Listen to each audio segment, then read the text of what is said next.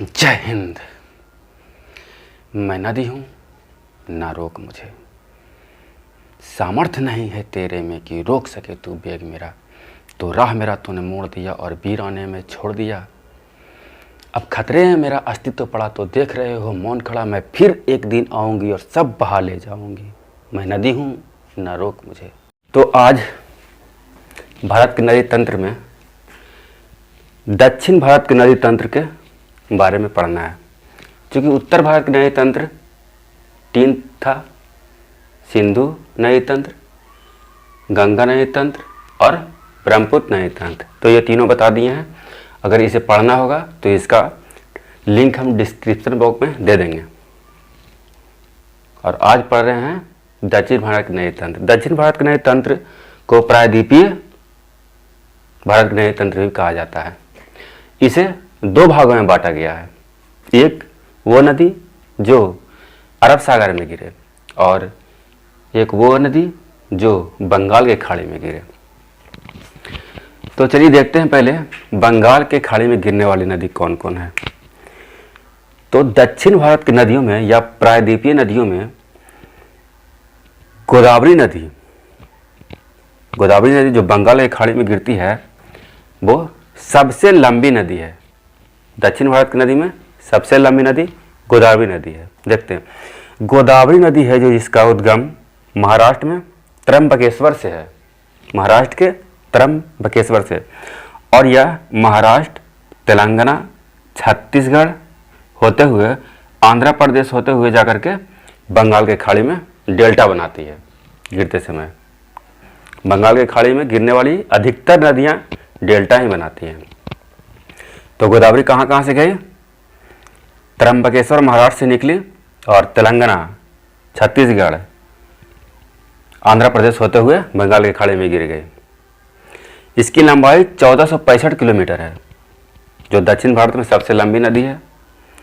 और इसकी कुछ सहायक नदियां हैं। इसकी सहायक नदियां के लिए एक ट्रिक का उपयोग किए हैं। वो ट्रिक है माँ बापू पे 93 छिड़कती है। क्या है ट्रिक? माँ बापू पे 93 छिड़कती है, और छिड़कना भी चाहिए। तो इसका ट्रिक का हुआ क्या है? माँ से हो गया मंजीरा, बा से हो गया वर्धा, पू से हो गया पूर्णा, पे से हो गया पेनगंगा, और प्राण से हो गया प्राणहिता, और बे से हो गया बेनगंगा। ये नदियां हैं जो गोदावरी नदी की सहायक नदी है।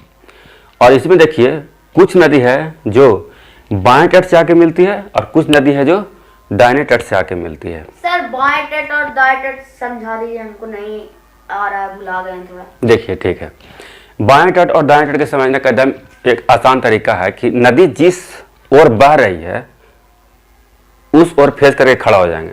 जैसे कि मान लीजिए, देखिए जो टी शर्ट पहने हुए हैं ना, देखिए ये जो बीच वाला भाग क्या है, ये मुख्य नदी है, चौड़ा है, मुख्य नदी है। और ये हैंड इधर और इधर बाएं तरफ से आके ये मिल रही है, सहायक नदी हो गई बाएं तरफ से मिलने वाली। दाएं तरफ से आकर के मिल रही है इसमें, तो ये हो गया सहायक नदी दाएं तरफ से मिलने वाली। सिंपल है? Yes sir. ये हो गया मुख्य नदी, ये हो गया बाएं तरफ से आके मिलने वाली सहायक नदी, और ये हो गया दाएं तरफ से आकर के मिलने वाली सहायक नदी। टी शर्ट का रंग भी अलग अलग है, और आराम से समझ में आ गया होगा। Yes sir. चलिए, तो गोदावरी में कुछ इंपॉर्टेंट नदी है। एक है इंद्रावती नदी जो उड़ीसा से निकलती है और छत्तीसगढ़ होते हुए, महाराष्ट्र होते हुए, तेलंगाना के बॉर्डर पे आकर के गोदावरी में मिलती है। ध्यान दीजिएगा, इंद्रावती नदी उड़ीसा से निकलती है और छत्तीसगढ़ होते हुए महाराष्ट्र, तेलंगाना के बॉर्डर पे आकर के मिल जाती है। ये क्या हुआ?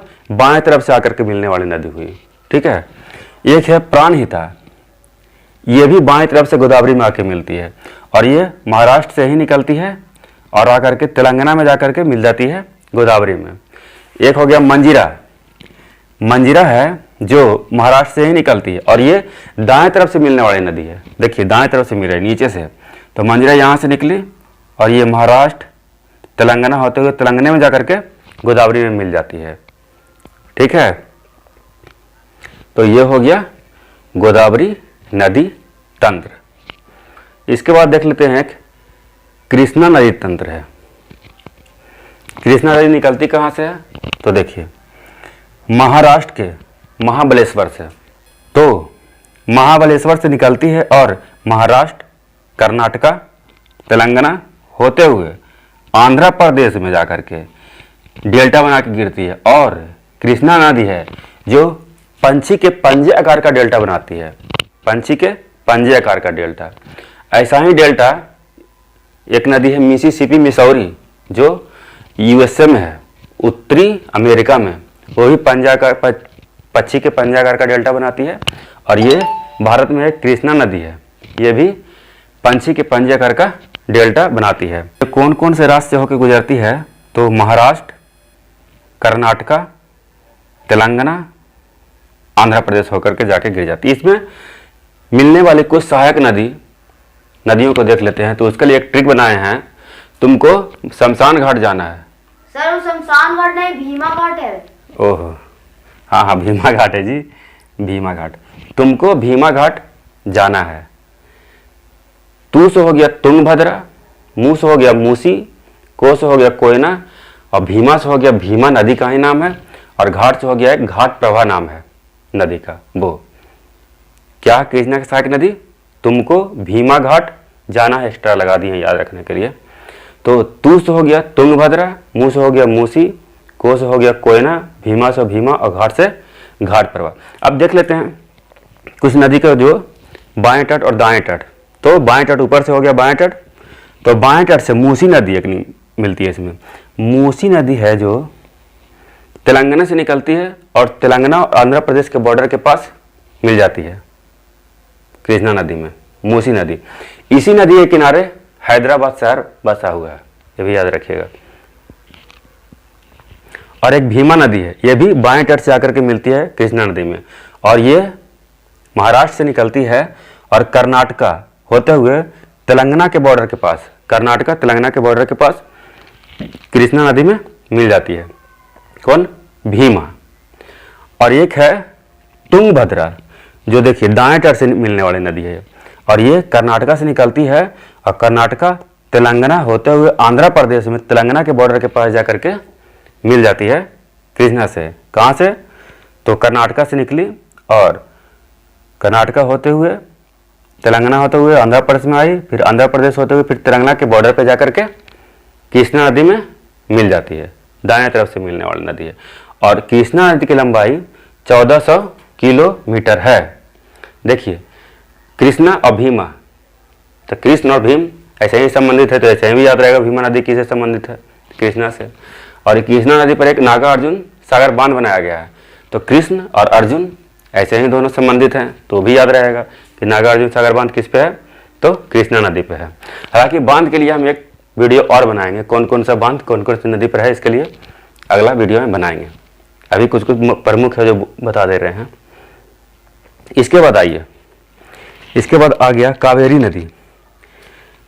तो हाँ एक और, गोदावरी नदी को बूढ़ी गंगा और दक्षिण गंगा भी बोलते हैं।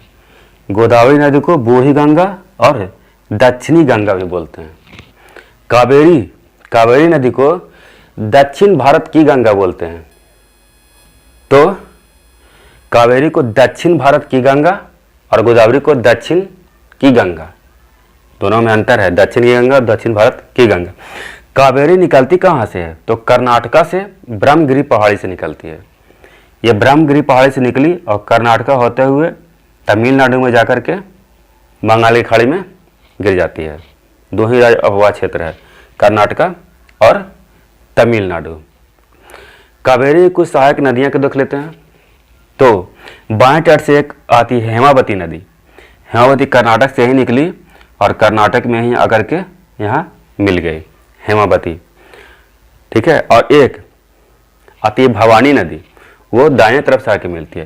तो भवानी नदी है जो केरला से निकलती है और तमिलनाडु होते हुए तमिलनाडु में ही आकर के यहाँ पे मिल जाती है। भवानी केरला से निकली और तमिलनाडु में आकर के मिल गई।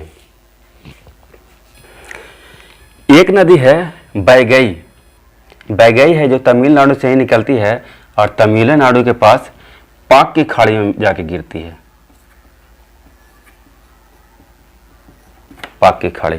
और एक नदी है बैपर, वो भी तमिलनाडु से में ही निकलती है और तमिलनाडु में ही जाकर ये गिरती है। कहाँ? तो मन्नार की खाड़ी यहाँ पे है,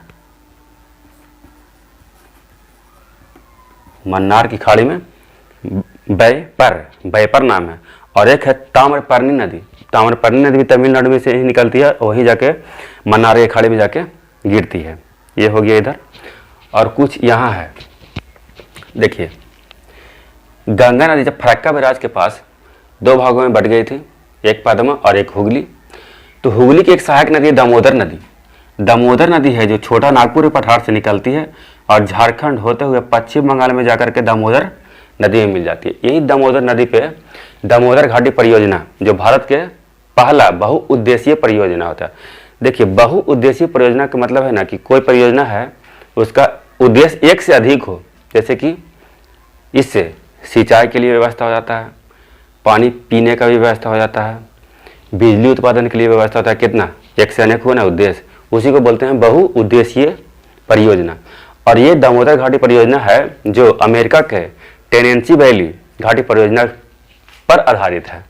1948 में ये शुरू हुआ था, इसको थोड़ा सा याद रखिएगा।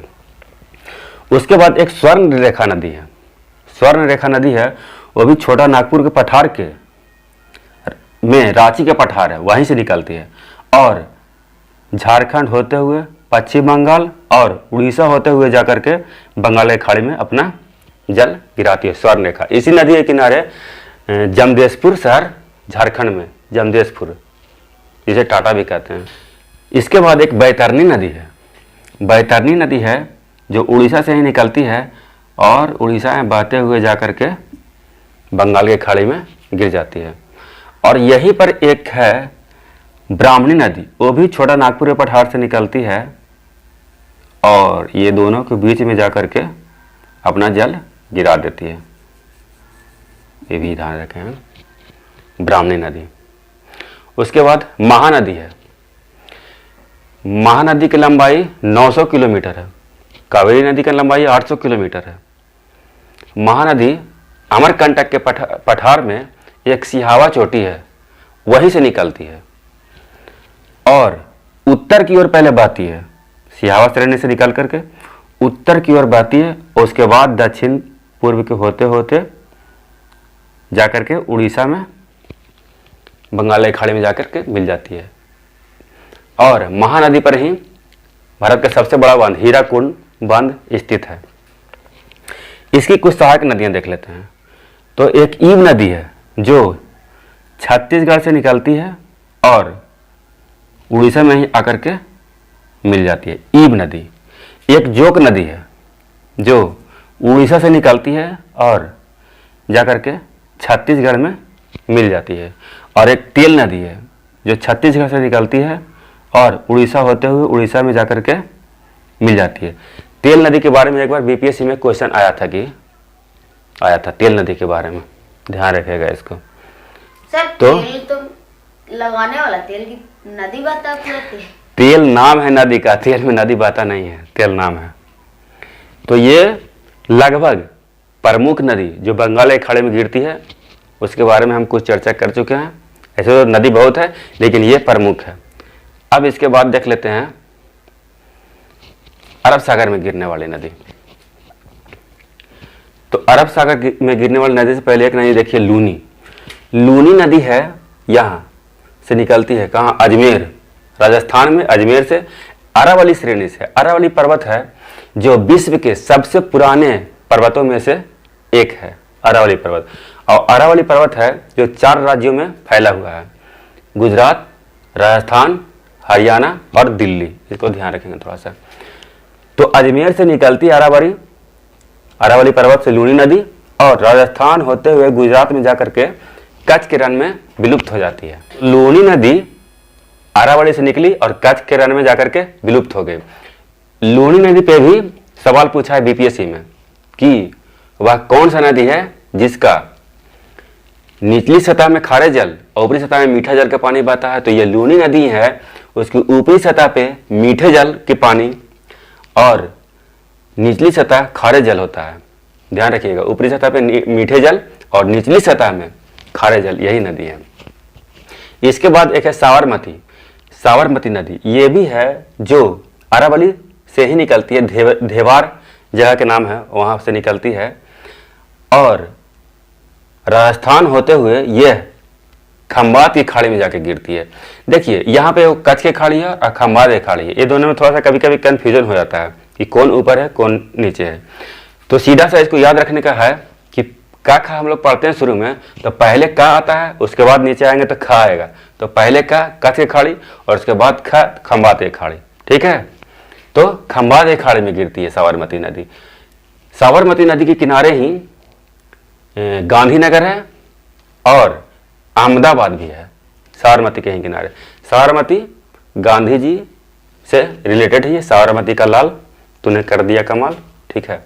एक भोगवा नदी है जो गुजरात से ही निकलती है और गुजरात में ही साबरमती में ही मिल जाती है, भोगवा नदी, इसको भी ध्यान रखेंगे, और दाहिनी तरफ से मिलती है। उसके बाद एक विंध्य पर्वत से निकलती है नदी, उसका नाम है माही नदी, और माही नदी निकल के उत्तर की ओर बहती है। उत्तर की ओर बहने के बाद यह नीचे की ओर आती है और ये भी जाकर के गुजरात में खंबात के खाड़ी में जाकर के गिरती है। तो मध्य प्रदेश से निकली, राजस्थान में गई और फिर नीचे आके गुजरात में जाकर के खंबात के खाड़ी में जाकर के अपना जल गिरा दी। माही नदी वैसा नदी है जो कर्क रेखा को 2 बार काटती है। भारत की मात्र एक नदी माही नदी जो कर्क रेखा को 2 बार काटती है। एक यहाँ से ऊपर गई तो काटी, अब फिर ऊपर से नीचे आई तो फिर काटी, यहीं पर से कर्क रेखा गई है जो 8 राज्यों से होकर के गुजरती है, ठीक है। आइए अब देखते हैं नर्मदा नदी को। तो नर्मदा नदी का उद्गम अमरकंटक के पहाड़ से है, ठीक है, अमरकंटक के पहाड़ से है। देखिए अमरकंटक के पहाड़ से 3 नदी निकलती है, उसका क्या नाम है, सोनम कपूर निकलती है अमरकंटक के पहाड़ से, ठीक है। सोनम कपूर नदी का नाम है? नदी का नाम नहीं है, सोनम ट्रिक है एक, देखो यहाँ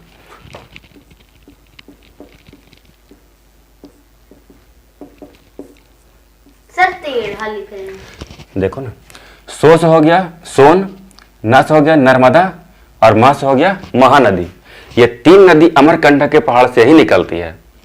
अमरकंटक का पहाड़ है जो पहाड़ या पठार जो छत्तीसगढ़ और मध्य प्रदेश दोनों राज्यों में फैला हुआ है।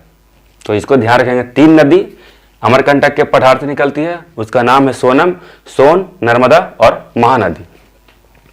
तो नर्मदा निकली अमरकंटक से और विंध्य पर्वत और सतपुड़ा पर्वत के बीच से भ्रंश घाटी से होते हुए बहती है और जाकर के गुजरात में एस्चुरी का निर्माण करती है।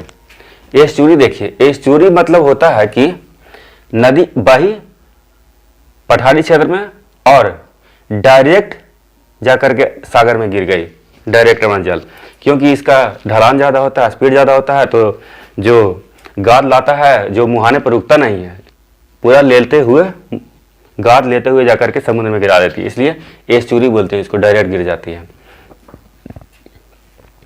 और नर्मदा नदी की कुछ सहायक नदियां हैं, उसका ट्रिक है दूत सेवा ही उत्तम सेवा है, यानी कि दूत सेवा ही उत्तम सेवा है, या स्वामी का सेवा करना दूत किस काम है, तो दूत सेवा ही ये ट्रिक है। दू से हो गया दूधी, ता से हो गया तवा, से हो गया शेर, वा से हो गया वारना और ही से हो गया हिरन। दूत सेवा ही उत्तम सेवा है। दू से हो गया दूधी, ता से हो गया तावा, से हो गया शेर, वा से हो गया वारना और ही से हो गया हिरन। ये नर्मदा नदी की सहायक नदियां हैं और ये इसको भी ध्यान रखिएगा, भ्रंश घाटी से बहने वाली सबसे लंबी नदी 1312 किलोमीटर इसका है, सबसे लंबी नदी है। और एस्चुरी बनाने वाले भी सबसे लंबी नदी है ये। यहाँ पर एक तो भ्रंश घाटी जान लीजिए किसको कहते हैं। मान लीजिए कि कोई पठार है, ठीक है, ये पठार है। अब पठार कभी कभी है जो धस जाता है, धस के नीचे ये धंस गया और ये दोनों उठ गया, पहाड़ तो नहीं था ये, लेकिन पहाड़ बन जाता है। और ये जो धंसा ये वाला भाग ये हो गया भ्रंश घाटी, और इसी के माध्यम से नदी के गुजरती है, और इसी से गुजर रही है। तो इधर हो गया विंध्याचल, इधर हो गया सतपुड़ा, और बीच में से नर्मदा नदी गुजरती है। ब्लॉक पर्वत भी इसे बोला जाता है। तो देखिए विंध्य पर्वत और सतपुड़ा पर्वत के बीच से गुजरती है ये नर्मदा नदी। उसके बाद एक इंपॉर्टेंट नदी है तापी या ताप्ती। यह है जो सतपुड़ा के पहाड़ी से निकलती है, और ये भी भ्रंश घाटी में बहने वाली नदी है। और ये किसके बीच? सतपुड़ा और अजंता के बीच, सतपुड़ा और अजंता के बीच भ्रंश घाटी होते हुए बहती है, और मध्य प्रदेश, महाराष्ट्र और गुजरात में जाकर के एस्चुरिये का निर्माण करती है। ये भी एस्चुरी का निर्माण करती है और खंबात की खाड़ी में जाके गिर जाती है, ताप्ती नदी। ठीक है। इसके बाद कुछ अरब सागर में गिरने वाली नदी है। एक मांडवी है। मांडवी नदी है जो कर्नाटक से निकलती है और गोवा में जाकर के अरब सागर में गिरती है। एक जुआरी है जो गोवा से निकलती है और गोवे में ही मुहाने पर जाकर के अरब सागर में मिल जाती है। मांडवी, जुआरी दो गोवा की नदियाँ, इसको ध्यान रखेंगे। और एक शरावती नदी है। शरावती नदी कर्नाटक से निकलती है और कर्नाटक में ही जाके अरब सागर में गिरती है जाकर के। शरावती नदी पे ही गोरसप्पा या जोग जलप्रपात है। एक है उसके बाद गंगा वैली, ये भी कर्नाटक से निकलती है और कर्नाटक में ही जाकर के अरब सागर में मिलती है, गंगा वैली। इसके बाद एक नदी है भरतपुझा। भरतपुझा है जो तमिलनाडु से निकलती है और केरला होते हुए जाकर के अरब सागर में गिरती है। भरतपुझा तमिलनाडु से निकली और केरला में अरब सागर में जाकर के मिली। और एक नदी है पेरियार। पेरियार है जो कर्नाटक से ही निकलती है और कर्नाटक में वेम्बनाथ झील है, उसके निकट जाकर के ये अरब सागर में गिरती है। कहीं कहीं पेरियार को बताया कि तमिलनाडु से भी निकलता है, लेकिन गूगल मैप में हम सर्च किए तो ये केरला में ही समाप्त हो जाता है, तमिलनाडु में से तमिलनाडु तक नहीं पहुंचती है। ठीक है। एक है, देखिए कुछ प्रमुख नदी हैं जो मध्य प्रदेश से निकलती है, उसको देख लेते हैं। मध्य प्रदेश से निकलने वाली नदी के लिए एक ट्रिक बनाए हैं, छीनता सो बेच के खा जाता। छीनेगा तो क्या करेगा, उसको रखेगा थोड़ी, बेच देगा। तो छीनता सो बेच के खा जाता है। तो कौन कौन नदी है जो मध्य प्रदेश से निकलती है, इसको ध्यान रखेगा। क्षिप्रा, नर्मदा, ताप्ती, सोन, बेतवा, चंबल और केन। समझ गए? छीनता सो बेचता, छीनता सो बेच के खा जाता। तो क्षिप्रा, न से नर्मदा, ता से ताप्ती, सो से सोन, बे से बेतवा, चाहे चंबल और का से केन हो गया। ये मध्य प्रदेश से निकलने वाली प्रमुख नदियां हैं। ठीक है। तो मेरे अनुसार लगभग ये पूरा हो चुका है। तो अगर वीडियो पसंद आए तो लाइक और सब्सक्राइब करना ना भूलें। जय राम जी की।